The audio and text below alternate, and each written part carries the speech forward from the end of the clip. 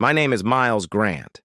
I'm 38, and for a full year, I gave up every weekend to babysit my nephew, Logan, while his parents, my sister-in-law Miranda and her husband Brent, worked unpredictable hours.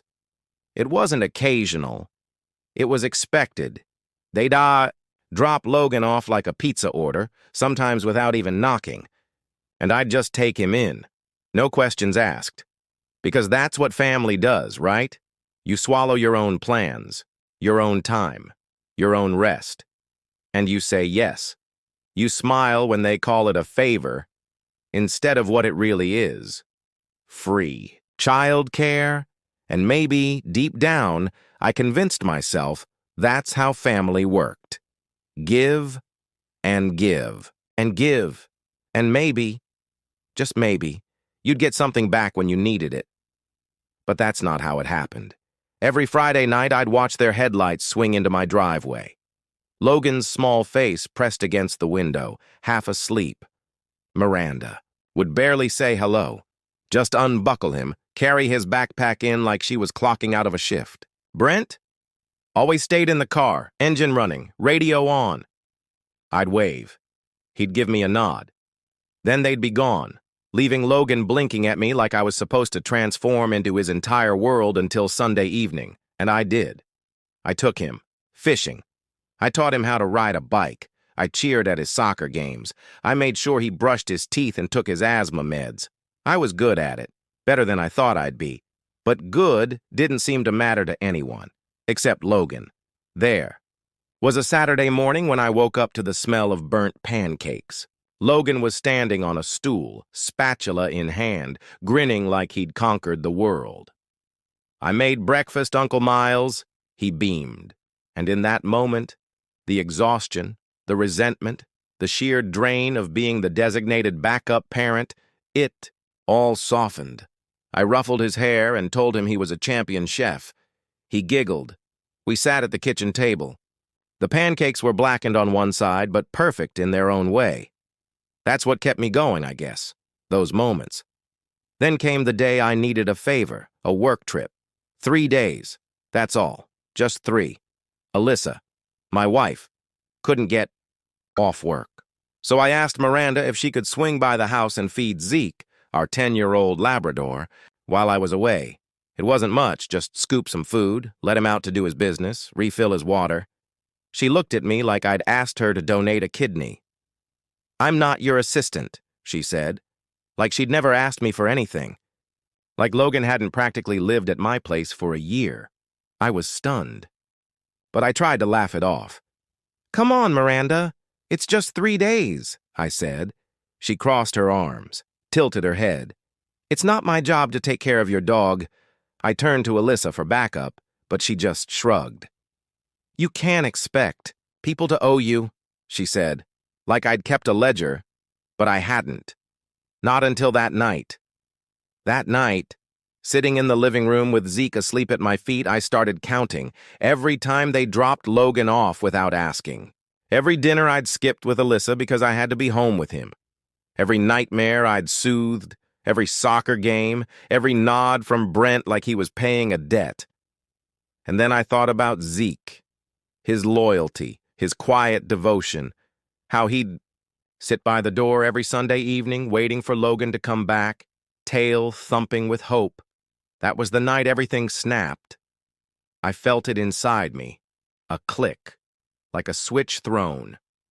I wasn't the helper anymore. I wasn't the backup parent, the default babysitter, the doormat.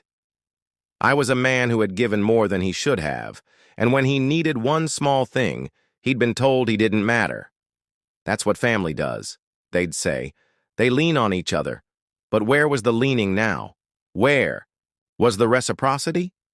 I looked at Alyssa, already in the kitchen, washing a glass, humming like nothing had happened. Like I hadn't just realized something fundamental about the people I loved. Maybe they didn't love me the way I loved them. Maybe they loved the things I did for them more than they loved me. That night, I walked to the garage, grabbed Zeke's leash, and took him for a walk. The air was sharp. The stars hidden behind clouds. Zeke trotted beside me, his head low, his eyes watching me, like he could sense the change. I talked to him like he was the only one who'd listen. "It's not about the dog, buddy," I said. "It's about being seen, about respect." He wagged his tail slowly, and I thought about all the times I'd put myself second, third, even last, and I decided, right then, I was done. Done being the easy one. Done being the default. Done being the guy who never said no. I came back inside, unhooked Zeke's leash, gave him a treat. He curled up in his crate, content. Alyssa was already in bed, the light off, her breathing slow and even. I stood there, in the hallway, staring at the darkened room, feeling the weight of every sacrifice I'd made for people who saw me as a convenience, and for the first time in a long time, I let the anger settle in my chest like a stone. Not rage, just the cold, hard knowledge that I was alone in this. I couldn't count on Miranda. I couldn't count on Brent. I couldn't even count on Alyssa. I could only count on me. I turned off the lights, locked the doors, and sat down at the kitchen table. My phone buzzed. A text from Miranda. "Can you watch Logan next weekend? Brent's working late." I stared at the screen. My thumb hovered over the keyboard, and then I put the phone down. I didn't respond. I just let the silence speak for me, because maybe, finally, it was time for them to feel what it was like to be left, hanging. Maybe finally, it was time for me to stop showing up when nobody else would. Forehead, the tightness in her lips. She wasn't on my side. Maybe she'd never been. A mistake I repeated. Leaving a living animal to starve in a basement is a mistake. I took care of Logan for a year, every weekend, without asking for anything. And when I needed help, just a tiny favor, Miranda couldn't even bother to feed our dog. Alyssa's shoulders sagged. "I'm just saying, they're family. Maybe we should try to work this out instead of blowing it up." Family. That word felt like acid on my tongue. I shook my head, my jaw tight. Family doesn't treat family like this. Family doesn't leave a dog in a basement.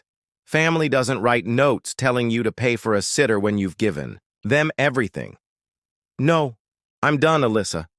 I'm done being their doormat." She opened her mouth to say something, but I turned away. The conversation was over. I gathered the photos and vet records into the folder and closed